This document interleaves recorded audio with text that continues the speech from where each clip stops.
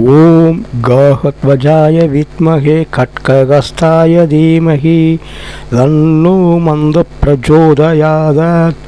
வணக்கம். ஆஸ்ட்ரோ சிம்மம் YouTube channel subscribe செய்த உள்ளங்களுக்கும் சப்ஸ்கிரைப் செய்யாமல் பார்த்து கொண்டிருக்கும் உள்ளங்களுக்கும் நன்றி, வணக்கம். இப்பொழுது நாம் குருபெயர்ச்சி பலன்கள் 2026 12 ராசிகளுக்கும் பார்த்து கொண்டு வருகிறோம். அந்த வகையில் இப்பொழுது நாம் பார்க்கக்கூடிய ராசி மகரம் ராசி. மகரம் உத்திராடம் 2, 3, 4, திருவோணம் 4 பாதங்கள், அவிட்டம் 1 மற்றும் 2 பாதங்களை உள்ளடக்கியது. ராசி அதிபதி சனி பகவான். இப்பொழுது குருபெயர்ச்சி பலன்களை காண்போம். குருபெயர்ச்சி ராசியை பார்ப்பதனால் எவ்வளவு பெரிய பிரச்சனைகள் சிக்கல்கள் வந்தாலும் அதிலிருந்து நீங்கள் மீண்டு விடுவீர்கள். ஆகவே நீங்கள் எடுத்து வைக்கக்கூடிய ஒவ்வொரு அடியும் இந்த காலகட்டங்களில் மிக மிக கவனமாக இருக்க வேண்டும். நடுத்தர வர்க்கத்தினர், நடுத்தர வயதினர்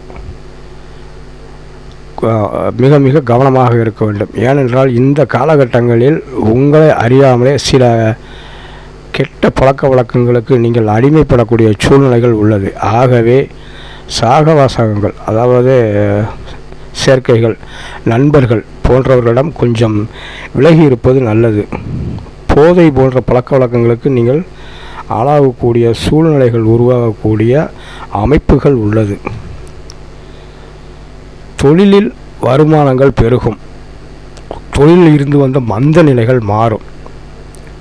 தொழில் மிக மிக நல்லபடியாக இருக்கும். உங்களது மூத்த உடன்பிறப்புகளால் உங்களுக்கு ஆதாயம் உண்டு. மூத்த உடன்பிறப்புகள் தக்க சமயத்தில் உங்களுக்கு உதவி செய்வார்கள்.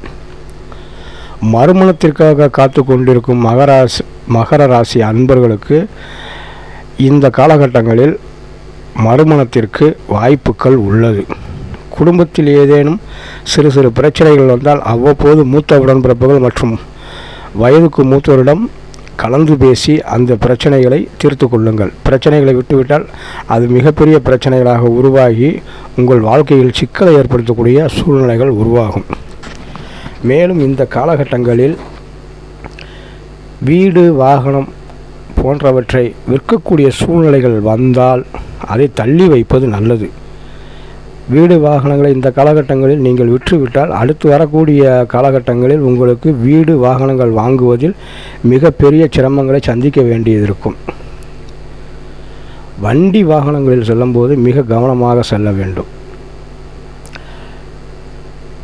50 வயதை கடந்துவிட்ட நபர்கள் எதிலும் கவனமாக இந்த குருபெயர்ச்சி காலங்களில் இருக்க வேண்டும்.